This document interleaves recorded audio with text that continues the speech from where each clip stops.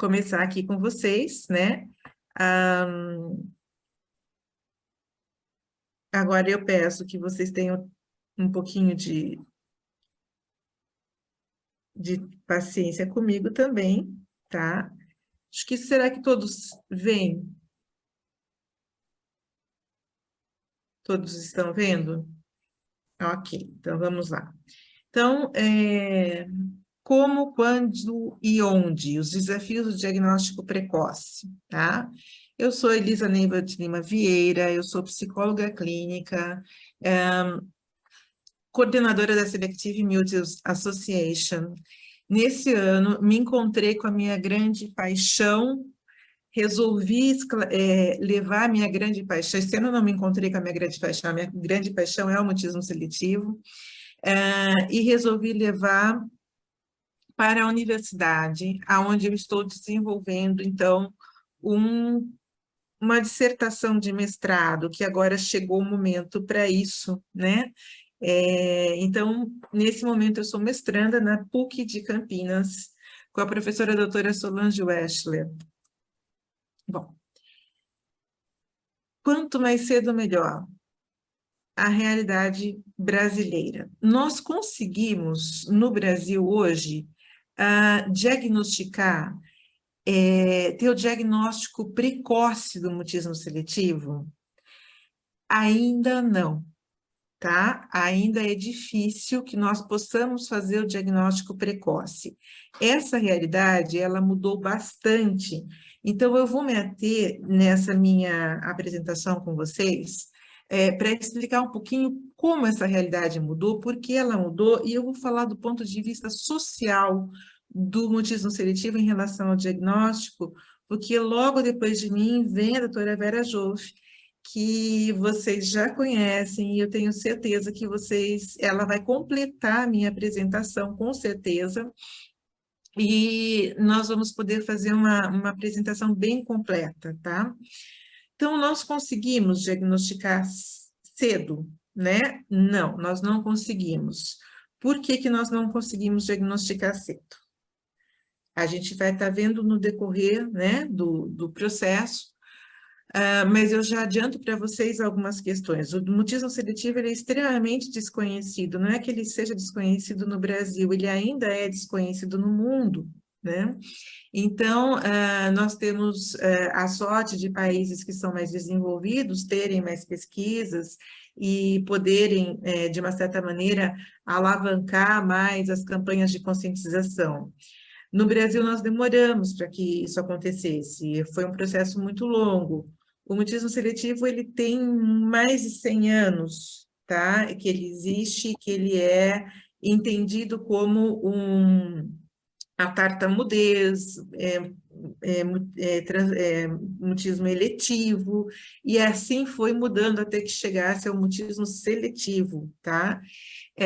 Ele não é um transtorno novo, ele, se vocês prestarem atenção, ele existe há muito tempo, mais de 100 anos, tá?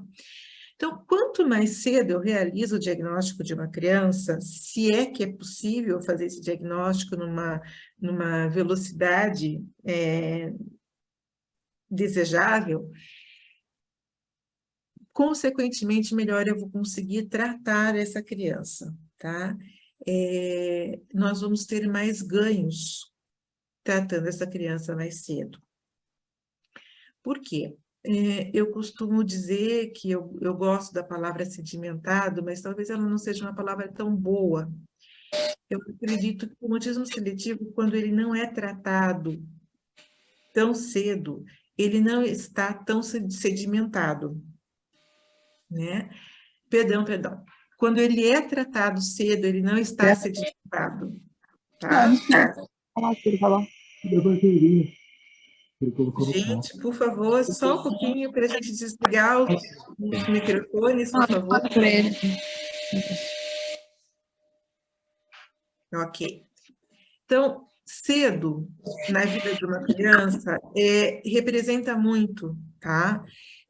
Significa que a gente pode prevenir uma série de questões, né? Inclusive que esse mutismo, que a criança fique habituada ao silêncio, porque sim, a criança se habitua ao silêncio.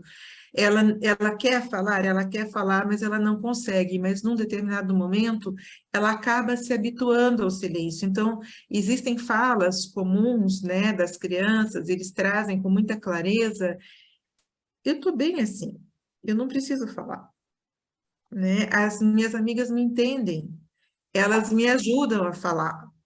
Elas falam por mim, exatamente, falam pela criança, a criança sente que essa ansiedade pode ser diminuída, então ela acaba se habituando a não falar, né? Ela entende que ela tem um processo de socorro, que vem dos amigos do mundo, né, ao redor dela, né, do espaço que ela frequenta na escola, que ela frequenta na família, enfim, dos grupos de pertencimento.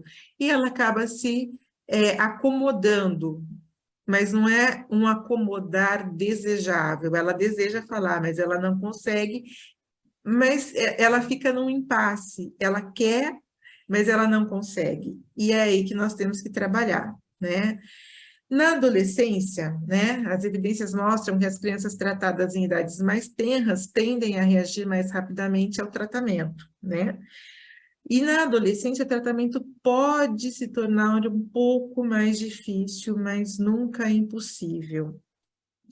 Na pré-adolescência e na adolescência, é muito comum que nós nos depararmos com essas falas que eu trouxe para vocês.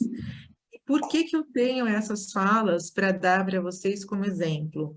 Porque sempre que as crianças iniciam o tratamento comigo, eu peço autorização para os pais para que eu possa dizer para elas do mutismo seletivo, dizer o nome, né, do transtorno que elas têm, que elas estão vivenciando, porque quanto mais nós pudermos falar, mais nós vamos diminuir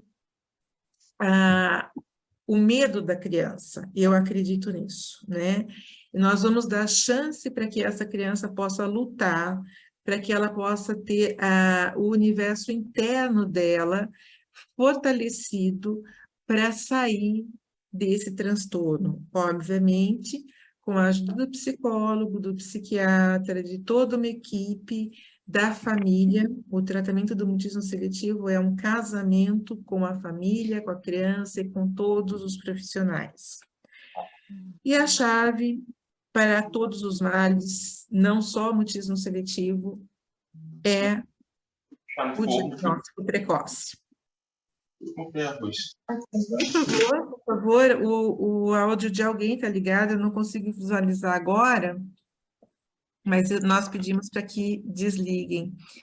Bom, uma pesquisa que foi realizada pelo Instituto Mutismo Seletivo Brasil, ela ficou no ar por 7 anos,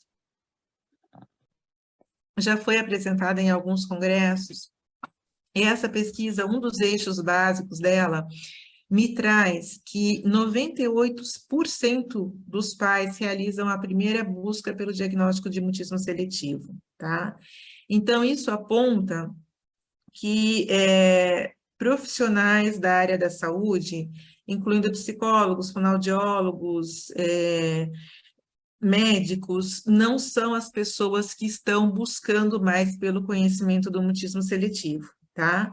A busca é feita pelos pais e, geralmente, esses pais chegam até nós, profissionais, trazendo o diagnóstico do mutismo seletivo, né? E, realmente, a busca tem sido feita onde? Pela internet, que hoje é o nosso maior meio de busca de qualquer acesso que nós queiramos ter. A internet hoje nos fornece muito rapidamente, né? E as outras mídias sociais também, como o doutor Rodrigo falou, onde, se forem mídias bem estabelecidas, com fontes confiáveis, sim, né? Nós podemos buscar as informações. O Google, ele já é um pouquinho, assim, crítico do meu ponto de vista, tá? Então, nessa pesquisa, nós entrevistamos 504 pais, entre eles pais, profissionais, familiares, e tivemos alguns resultados muito interessantes, entre eles esse que eu aponto para vocês. Como diagnosticamos? Nós diagnosticamos hoje, do ponto de vista social, muito mais através dos pais, tá? Não só nós precisamos desse casamento porque a escola nos traz muito do que é o mutismo seletivo e muito do que é o comportamento da criança com mutismo seletivo, mesmo que eles ainda não conheçam o transtorno em si e como agir com a criança. Então, geralmente, nós vamos ouvir de um professor que essa criança não fala, que essa criança não se comunica, mas que ela é uma criança muito educada, muito quietinha, talvez muito tímida, né? E aí nós começamos a criar uma armadilha, né? Porque se a criança é muito educada, muito tímida, é muito recatada, nós estamos falando do quê? Do mutismo seletivo ou da personalidade de uma criança? Aí nós temos que investigar. Características comportamentais que apoiam o diagnóstico. Os profissionais como diretores desse processo, tá? Nós, psicólogos, médicos, nós vamos conduzir o tratamento do mutismo seletivo, tá? O diagnóstico e tratamento do mutismo seletivo, na maioria dos casos, ele é postergado por um período longo de tempo. Por que que isso acontece? Pela falta de conhecimento, tá? Pela falta de conhecimento do que é o mutismo seletivo. Então, a conscientização que hoje nós levamos através das campanhas que fazemos, né, para todo o país, aos 4 cantos, ela é muito importante para que nós tenhamos pelo menos um viés, um recorte, para tentar entender, é o mutismo seletivo, né? Então, vamos tentar diminuir esse tempo, né? Deixar esse tempo um pouquinho mais curto, para que o sofrimento da criança também seja curto, porque quanto mais eu demoro para diagnosticar, mais eu demoro para tratar, ok? A falta de conhecimento do transtorno, ou pelo fato dessas crianças serem consideradas tímidas, acanhadas, quietinhas, educadas, como eu já falei, também é um impeditivo do diagnóstico precoce. A diferença comportamental apresentada pela criança, a casa versus os ambientes sociais versus a escola, pode encobrir o diagnóstico precoce. Por que, né, essa colocação aqui? Porque a gente sabe hoje, né, bastante falado, bastante divulgado por mim, inclusive várias vezes, que em casa o comportamento da criança com mutismo seletivo é um comportamento normal, essa criança ela fala muito, ela se expressa tranquilamente. Nos ambientes sociais, ela tende, dependendo do ambiente, a já não se comunicar tanto ou não se comunicar de nenhuma forma. O que os pais também podem entender como uma timidez, uma retraição comportamental, enfim. E na escola ela realmente não se comunica ou ela tem uma comunicação mista. Ela fala com os professores, não fala com os colegas, ou ela fala com os colegas, não fala com os professores, escolhe algumas pessoas para se comunicar, não se comunica com outras, ou ela permanece absolutamente congelada, que é que nós falamos, que a voz não sai, ela não se comunica com ninguém. Tá? Estou com um pouquinho de dificuldade de passar adiante aqui. Pronto, tá? As características comportamentais que apoiam o diagnóstico, a escola como cenário. A escola é importantíssima, né? Eu coloquei como cenário porque é na escola, na maioria das vezes, que o mutismo seletivo vai ser observado, que ele vai ser diagnosticado, tá? Não que nós tenhamos condições de diagnosticar enquanto os professores possam diagnosticar, mas eles vão ser a luz vermelha que vai se acender quando colocarem aos pais o comportamento da criança, como que esse comportamento vem sendo, vem acontecendo na escola, né? Então, uma criança quieta demais, que não faz perguntas, ela demora a chamar atenção, né? Ela fica sendo tida como uma criança, digamos assim, oportuna, né? E a escola, ela é, para nós, psicólogos, e para todos os profissionais que trabalham com mutismo seletivo, o lugar imprescindível para o tratamento acontecer, tá? Mas tem um porém. É possível que nós frequentemos todos os locais das crianças que estão em atendimento, para que nós possamos fazer as intervenções. Até vou me adiantar um pouquinho aqui, tá?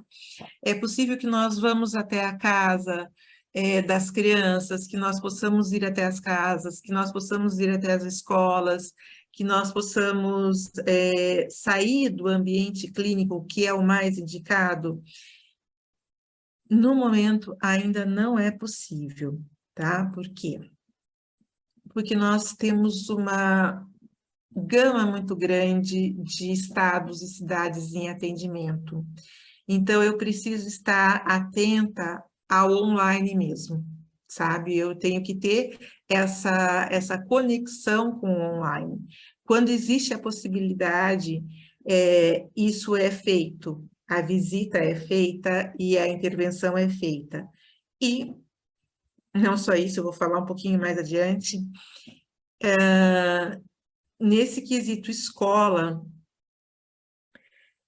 agora, eu vinculo muito com a pandemia, né? A pandemia, eu acredito que ela me trouxe, ela me abriu muitas portas, e eu ainda vou entender melhor por quê e como.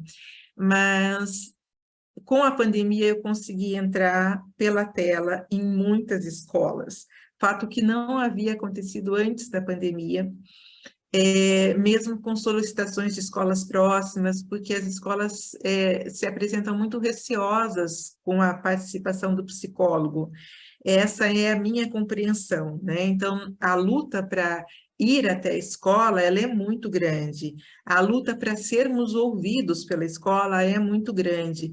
E, na realidade, quando nós entramos na escola, nós vamos oferecer para a escola a informação e vamos oferecer para a escola pequenas possibilidades de conduta. Nós não vamos entrar... Por que eu disse pequenas possibilidades de conduta, né? Porque nós não vamos modificar nada na escola.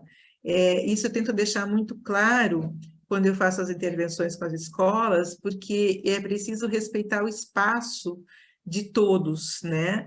Então, essa eu acredito que seja um dos primeiros medos, né? Nós vamos ter que nos deparar com o psicólogo, né? Que vai ainda trazer modificações, que vai trazer sugestões, as quais será que nós estamos prontos para assumir? Será que nós podemos fazer?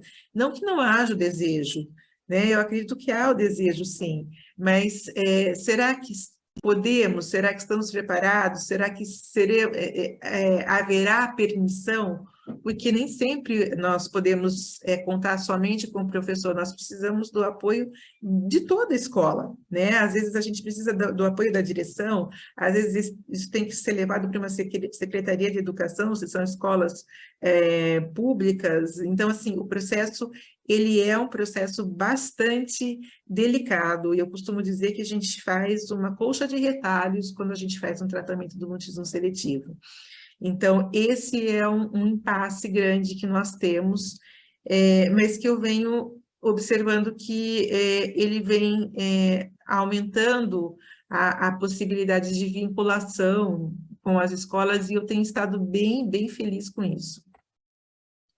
Bom, quando nós temos a criança com mutismo seletivo, e existe o alerta por qualquer uma das partes, eu coloquei aqui casa, ambiente social e escola, né? Eu coloco em cima, não pode ser meu filho, porque se a escola dá o sinal para os pais, né? Ou em qualquer outro ambiente que a criança frequente, até uma escola de inglês, né? Nós vamos, acho que com certeza hoje com a doutora Ruth falar sobre o bilinguismo, né? A criança, nesses ambientes, ela provavelmente vai se apresentar sem a comunicação verbal, tá? Então, a diferença comportamental da criança, ela é muito grande. Em casa, ela é uma criança ativa, participativa, por vezes, isso é uma questão que nós podemos falar mais tarde, essa criança, ela vai diminuindo muito a comunicação com avós, às vezes com o pai, né? Isso depende muito do nível do mutismo seletivo, do grau de mutismo seletivo, a forma como se instalou, a forma como vem sendo tratado, tá? Então, aqui de novo eu trago para vocês o tempo, tá? O tempo é o nosso aliado para o diagnóstico precoce, para o tratamento precoce também, assim como ele pode encobrir o diagnóstico precoce, tá? Porque nós podemos demorar para entender que essa criança está sofrendo em silêncio, tá? E provavelmente vamos diagnosticar mais tardiamente, tratar mais tardiamente. Importante dizer que muitas das características diagnósticas do mutismo seletivo, elas se assemelham às características diagnósticas do autismo. Então, existe uma questão muito importante que é poder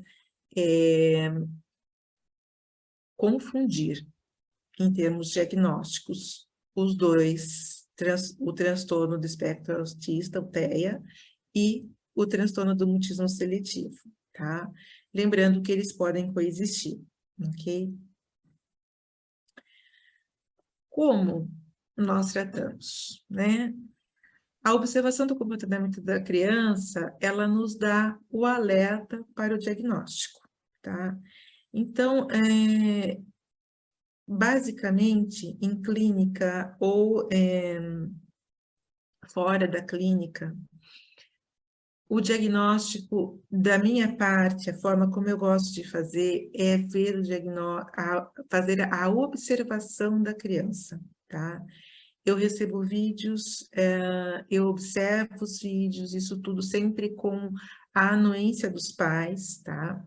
Eu observo os vídeos das crianças em casa, eu observo o vídeo da criança fora de casa, eu faço uma observação comportamental dessa criança fora do meu consultório, antes que ela se encontre comigo. Eu observo essa criança dentro do consultório com os pais, de diversas maneiras, através do espelho unilateral, para que eu possa chegar ao diagnóstico. O diagnóstico do mutismo seletivo, ele pode ser feito de uma forma rápida, se nós tivermos o expertise para isso. Mas se nós não tivermos, eu aconselho muita precaução, muita cautela, porque nós precisamos discutir esse diagnóstico, nós precisamos ter muito cuidado ao diagnosticar, né? Não esquecendo que nós vamos levar até os pais, levar até uma família, uma criança, uma descrição de um comportamento, uma definição de um comportamento, e isso impacta em uma vida. Os psicólogos e profissionais da área da saúde são os responsáveis pelo tratamento, tá? Os psiquiatras, os neurologistas, neuropediatras, os fonoaudiólogos, enfim. Esperamos que essa gama de profissionais ela possa ser aumentada cada vez mais no nosso país, para que nós possamos tratar cada vez mais, né? Não é uma prerrogativa básica do psicólogo o tratamento do mutismo seletivo. Eu acredito que com o expertise necessário, as diversas profissões relacionadas podem sim tratar, ok? As nossas diferenças culturais, né, dentro do nosso próprio país, impactam diretamente o diagnóstico e o tratamento do mutismo seletivo. Por quê? Pela falta de acesso, muitas vezes, às condições de tratamento. Nós temos uma questão muito difícil, que é o tratamento pelo SUS, que é um tratamento interrompido, muitas vezes. Nós também temos uma questão difícil, que são os convênios, que muitas vezes fazem com que o tratamento seja interrompido, né? Então, dentro do nosso próprio país, nós lidamos com o nosso país é fantástico, né? Então, assim, a diversidade cultural dentro do nosso país, ela é maravilhosa. E o impacto da cultura, ele é muito forte no tratamento, né? Nós temos, por exemplo, um levantamento que nós temos também feito, né, na pesquisa do Instituto, por esses 7 anos. As regiões do Sul, fora o estado de São Paulo, se mostraram como as regiões em que mais casos de mutismo seletivo se concentram, né? Então, nós começamos a entender como que são essas pessoas da região Sul, mais especificamente de Curitiba, Porto Alegre, Porto Alegre, Florianópolis, em Santa Catarina, eu estou lembrando agora aqui. Quais são as características, né? Da mesma maneira como nós podemos pensar não só dentro do país, o número de pacientes nipônicos, japoneses, que nós temos atendidos com mutismo seletivo, né, japoneses, chineses, ele também é muito grande. Então, nós precisamos dedicar a nossa atenção ao estudo dessas culturas, tá? Porque isso nos dá muito acesso ao paciente.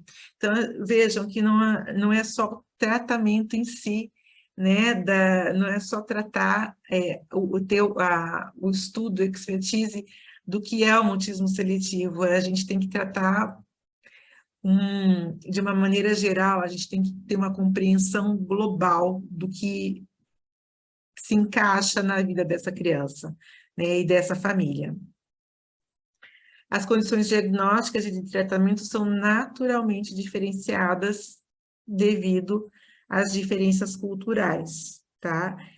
Isso eu vivo muito, muito na clínica, porque eu atendo pacientes do Brasil todo, então eu tenho pacientes do Nordeste, do Norte, do Sul, do Sudeste, então eu vejo muito esse impacto cultural dentro da possibilidade de tratamento. E isso impacta bastante, né? É um tema que a gente ficaria aqui horas falando sobre ele. Até foi um tema de uma apresentação que fizemos, a doutora Vera, a doutora Ruth, eu, Maria João, de Portugal, Fabiana Barrachini, da Argentina, e a China também, né? Jun da China também, na Selective Mutism Association, no congresso do ano passado. Então, passando aqui, né? Como que nós conseguimos tratar, né? A dificuldade de acesso de psicólogos às escolas, como eu já disse, é um fator impeditivo para que o tratamento seja realizado em loco, né? Isso acaba por favorecer o tratamento em clínica. O tratamento em clínica, ele é impossível? Não, ele não é impossível. Ele é um tratamento altamente realizável, mas quando nós estamos com toda a parceria, né?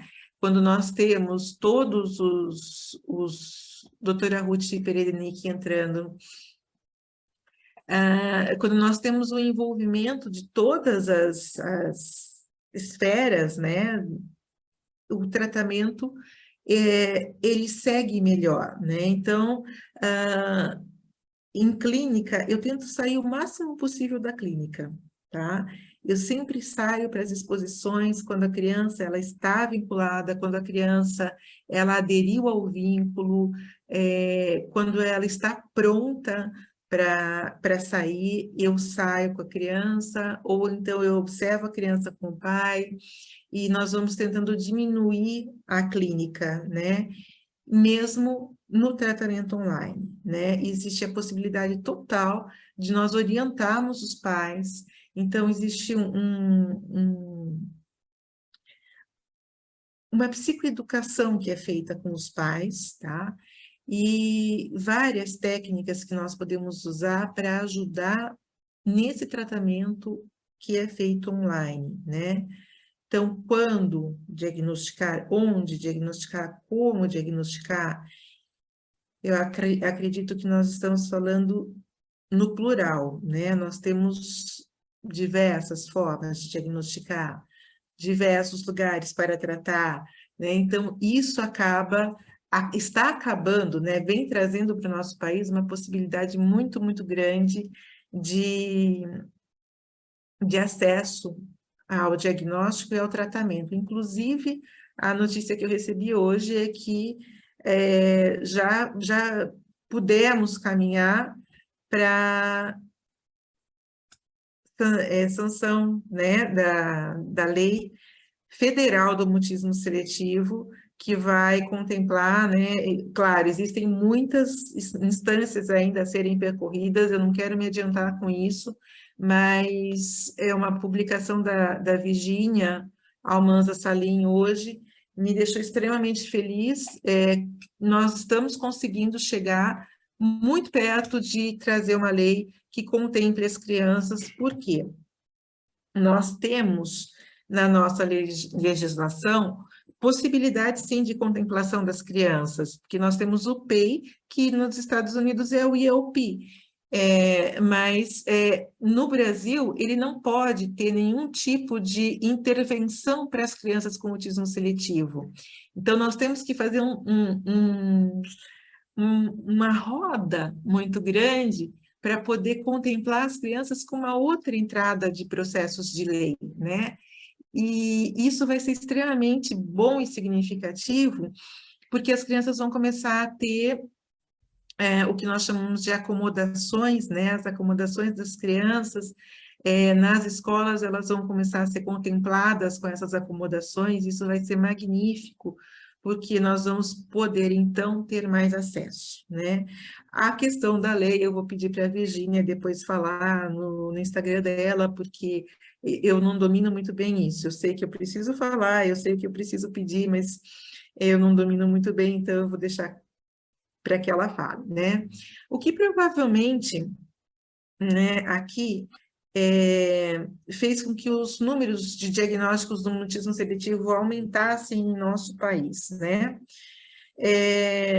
A pandemia e a pós-pandemia são os dois lados da mesma moeda, né? Então, eu acredito que na pandemia, eu só estou calculando o meu tempo aqui, eu não quero estourar no tempo. Na pandemia, nós tivemos um aumento dos casos. Com certeza, isso aumentou sim, né? Eu não consigo dizer para vocês agora em números quantos casos o Instituto atendeu na pandemia, mas com certeza ele aumentou muito e também aumentou quando tivemos a conscientização através das leis estaduais que foram feitas para as campanhas de conscientização. Agora, vocês podem, eu passei aqui pela pandemia e pós-pandemia, vocês podem estar se perguntando assim, por que a pandemia aumentou o diagnóstico? E deu o alerta tanto para pais como para profissionais da área da educação. Os pais ficaram em casa com seus filhos, eles precisaram acompanhar seus filhos nas videochamadas, né? Quando nós estivemos naquele terrível momento, né, que nos abarcou logo no começo, e isso trouxe uma possibilidade muito grande dos pais perceberem seus filhos fechando as câmeras e fechando os microfones, se escondendo embaixo da mesa, saindo da sala, não querendo participar, ficando extremamente ansiosos, e a atenção dos pais ficou mais concentrada, e isso foi muito positivo, e o diagnóstico também aumentou. Por outro lado, os professores também percebiam as crianças fechando o chat, não participando, né? E ficavam cada vez mais preocupados com essa questão. Então, a comunicação começou a se criar entre os profissionais, os professores, os pais, e os diagnósticos começaram a acontecer. Ainda lutamos aqui no pós-pandemia, porque a máscara veio com uma necessidade primordial para todos nós, mas para as crianças com mutismo seletivo, ela teve duas vertentes do meu ponto de vista. Ela ajudou a fala, porque ela cobria a boca, né? E a criança acabava se sentindo um pouquinho mais confortável em dizer as primeiras palavras. Por outro lado, ela ajuda a criança a se esconder ainda mais, né? Então, hoje nós ainda encontramos no consultório o encontro e em visitas em escolas e às vezes até no atendimento online o uso da máscara. E essa retirada precisa ser feita bem aos poucos, com bastante critério, com bastante consciência. As leis, como eu já disse para vocês, o aumento da divulgação, e aqui eu deixo uma liçãozinha para vocês, né? Eu proponho uma liçãozinha, completem, né, com as suas percepções e depois enviem para a gente, porque isso é muito importante. Não é só a minha percepção, a percepção do doutor Rodrigo, da doutora Vera, da doutora Ruth, é a percepção de todos nós, né? Nós estamos aqui como clínicos, somos pais, mas nós precisamos de vocês e dos nossos queridos pacientes para podermos aprender, porque senão nós não aprendemos. Esse é o meu ponto de vista e eu sempre bato o pé com isso, porque é onde mais aprendo, a todo dia eu aprendo de diferentes maneiras com os meus pacientes. Né? Bom, as leis aqui, né, eu disse para vocês, eu já me adiantei um pouquinho, né, eu falei do PEI, a solicitação para que as leis possam ir além dos estados e municípios, tornando-se federais, isso, a minha apresentação foi feita ao longo da semana, mas hoje eu recebi a notícia que eu disse, que eu transmiti a vocês, né, e aqui eu também coloco, né? O mutismo seletivo deve ser contemplado entre as necessidades especiais das crianças. Eu deixo isso para que todos nós possamos pensar, né? Será que nós podemos ver como uma necessidade especial ou nós podemos colocar o mutismo seletivo com comorbidades, ou seja, com outras psicopatologias coexistindo para que ele seja entendido como uma necessidade especial, né? Eu quis trazer isso para gerar realmente uma polêmica, né, para a gente poder discutir um pouco, né, sobre a questão do mutismo seletivo. E eu tenho a minha consideração, tá? Eu acredito que o quadro de mutismo seletivo, puramente mutismo seletivo, nós não precisamos enquadrar nas necessidades especiais, mas aqui está aberto para a gente poder discutir, e eu acho que é uma discussão muito rica, né? Essa é a minha apresentação de hoje, eu não quis me estender muito, eu agradeço imensamente, doutor Rodrigo, doutora Vera, doutora Ruth, colegas, parceiros, para que esse trabalho esteja se realizando em nosso país, esteja tomando corpo em nosso país, né? E mais ainda, né? Acho que o meu desejo é que ele tenha um corpo de fisiculturista, sabe? Que ele seja muito desenhado, que ele seja muito abarcado e que nós tenhamos muito sucesso no futuro. Agradeço a todos os meus pequenos e eternos pacientes e pais, não só que estão comigo aqui no meu consultório, ou que estão comigo em outros momentos, em outros projetos, mas a todos que participam e fazem o mutismo seletivo crescer em nosso país. Sem vocês, não seria possível, tá? Eu encerro aqui. Se algumas dúvidas ficaram, permaneceram, e, novamente, conforme falamos com o doutor Rodrigo, por favor, encaminhem seus e-mails. Ao final das apresentações de hoje, nós vamos colocar todos os e-mails, os contatos nas mídias sociais, para que vocês encaminhem as dúvidas e nós possamos responder ao longo da semana, tá ok? Então, muito obrigada. Eu me coloco à disposição agora para poder responder as perguntas.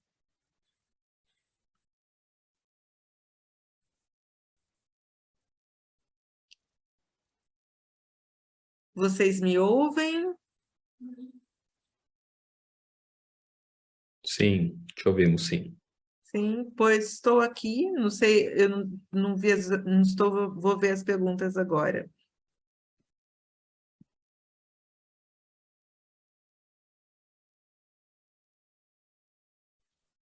Ah, Acho que elas se misturaram com a sua, Rodrigo.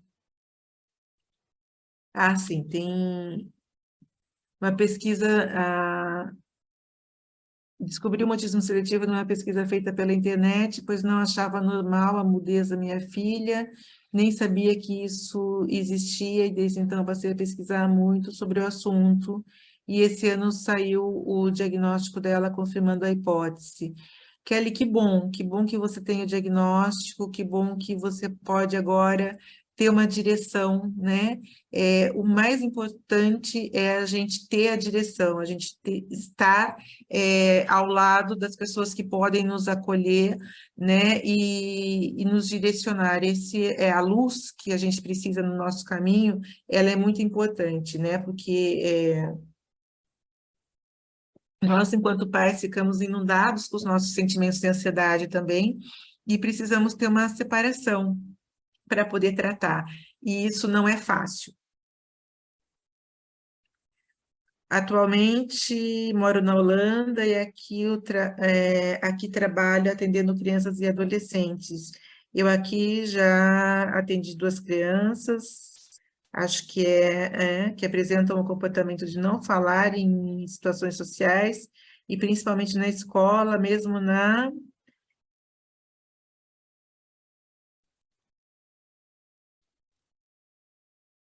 Está difícil de entender aqui. Mesmo na interação com crianças falantes em português. Eu realmente não tenho especialização e experiência com mutismo seletivo, mas durante a minha avaliação, levantei a hipótese diagnóstica do mutismo seletivo. Mas que bom. Assim, Amanda, eu acho que o que eu diria para você é que a gente constrói o conhecimento, né? Então, estamos aqui reunidos, especialistas, né? Falando sobre o mutismo seletivo. Então, assim, parabéns por aceitar o desafio de atender um primeiro caso, não é fácil, esse desafio não é fácil. Então, parabéns por aceitar esse desafio de um caso ou mais casos. E eu digo para você se dedicar mesmo, para você se debruçar sobre os estudos, que você vai conseguir ter êxito, né? E compartilhar, estamos aqui para compartilhar e, por favor, não se acanhe, nos procure, tá? De onde desencadeia o mutismo seletivo, trauma, ambiente, familiar, genética. Eu vou deixar essa pergunta, ela vai ficar com a Vera, tá? Tenho certeza que a Vera vai falar muito bem para vocês sobre essa questão. E trauma não, tá? O mutismo seletivo, ele não é oriundo de trauma. Existe mutismo seletivo traumático, mas o ambiente, a genética, enfim, tudo isso contribui para que o mutismo seletivo ele apareça, ele seja diagnosticado, tá? Qual a porcentagem não, olha, a porcentagem agora eu não consigo dizer para você, Joana, no Sul, mas por favor, me contate que eu posso enviar para você, tá? E essa porcentagem eu vou deixar bem claro para vocês que nós fizemos um levantamento das mídias sociais e de questionários que foram levados até vocês online. Então, esse levantamento é um levantamento online que foi feito, um levantamento mais específico por 7 anos, né? Esse questionário foi fechado agora, há pouco tempo, é muito tempo de pesquisa, e as outras pesquisas, elas são mais recentes, mas elas também trazem uma visualização muito boa do que nós podemos ter em cada região do nosso país, tá? Então, eu acredito que seja isso. Fico aberta a perguntas, né? Podem, por favor, enviar por e-mail. Durante a semana, vou estar com vocês respondendo, tá?